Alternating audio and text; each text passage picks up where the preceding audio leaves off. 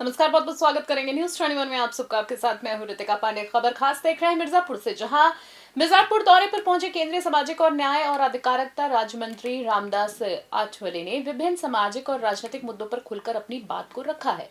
उन्होंने यूजीसी कानून, महाराष्ट्र विमान हादसे और सुमित्रा पवार को मुख्यमंत्री बनाने की मांग जैसे विषयों पर अपनी प्रतिक्रियाएं भी दी हैं। केंद्रीय मंत्री ने कहा है कि देश में सुप्रीम कोर्ट सर्वोच्च है और किसी भी कानून या विवाद पर अंतिम निर्णय वही करता है। सरकार को न्यायालय के आदेशों का पालन करना अनिवार्य है। उन्होंने न्यायपालिका के सम्मान को लोकतंत्र की मजबूती और आधार बताया है।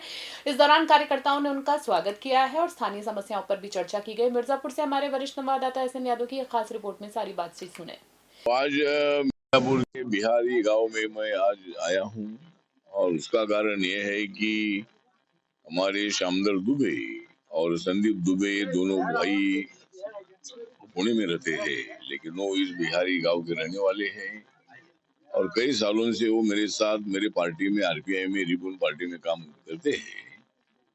तो मतलब आज मैं इसलिए आया हूँ, मैं उनके पिताजी का जो देहांत है 12 दिन पहले, जो देवराज दुबे है, जो यहाँ बिहारी गांव में रहते थे और एक किसान थे, बहुत एक्टिव थे, 90 साल के थे, लेकिन अचानक कुछ दिनों अस्पताल में वाराणसी में एडमिट भी थे, लेकिन उम्र होने के कारण वो हमारे बीच में नहीं रहे हैं। तो इस दुबे फैमिली के दुख में शामिल होने के लिए, उनको भेंट देने के लिए मैं आज इधर मैं आया हूँ।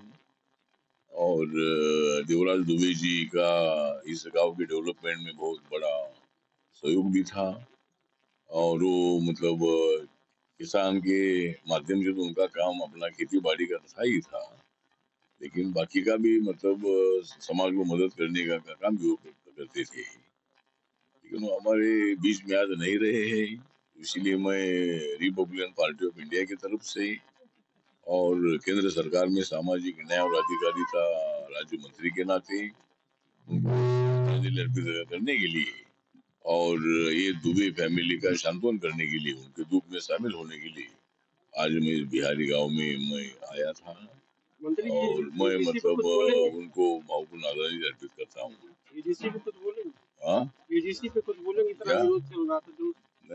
उधर अपने पुलिस में आ जाओ उधर। हाँ, इस पार्टी के माध्यम से मैं एनडीए में हूँ। नरेंद्र मोदी जी के नेतृत्व में जो नेशनल डेमोक्रेटिक अलायंस है, उसमें मेरी पार्टी काम करती है और बेसिकली मैं महाराष्ट्र से हूँ और मैं तीन बार लोकसभा में मैं मेंबर था। एक बार मैं मुंबई से चुनकर आया था, 2 बार पंढरपुर से चुनकर आया था। उसके बाद 2014 में, इसके पहले मैं कांग्रेस पार्टी के साथ यूपी में था, लेकिन 2014 में मेरी पार्टी एनडीए में आई और उसका कारण ये था कि नरेंद्र मोदी जी का जो विजन था, अम्बेडकर जी के संविधान को मजबूत करने का ऐलान किया था और इसीलिए मैं मतलब एनडीए में शामिल हुआ। मेरी पार्टी वैसी मेरी पार्टी पुरानी पार्टी है। 3 अक्टूबर 1957 को मेरी पार्टी की स्थापना हुई थी और बाबा साहब अम्बेडकर जी पार्टी के संस्थापक है। तो बाबा साहब का कहना ये था कि पहले Baba Saheb Ambedkar ji all India scheduled caste federation चलाते थे, लेकिन उस पार्टी के टिकट पर बाबा साहब अम्बेडकर जी 2 बार मुंबई से और भंडारा से लोकसभा चुनाव लड़े थे, लेकिन कांग्रेस पार्टी ने उनको हराया था। इसलिए बाबा साहब ने विचार किया था कि खाली दलितों की पार्टी में चलाता रहूंगा तो फिर ये लोकतंत्र में, ये पार्लियामेंट्री डेमोक्रेसी में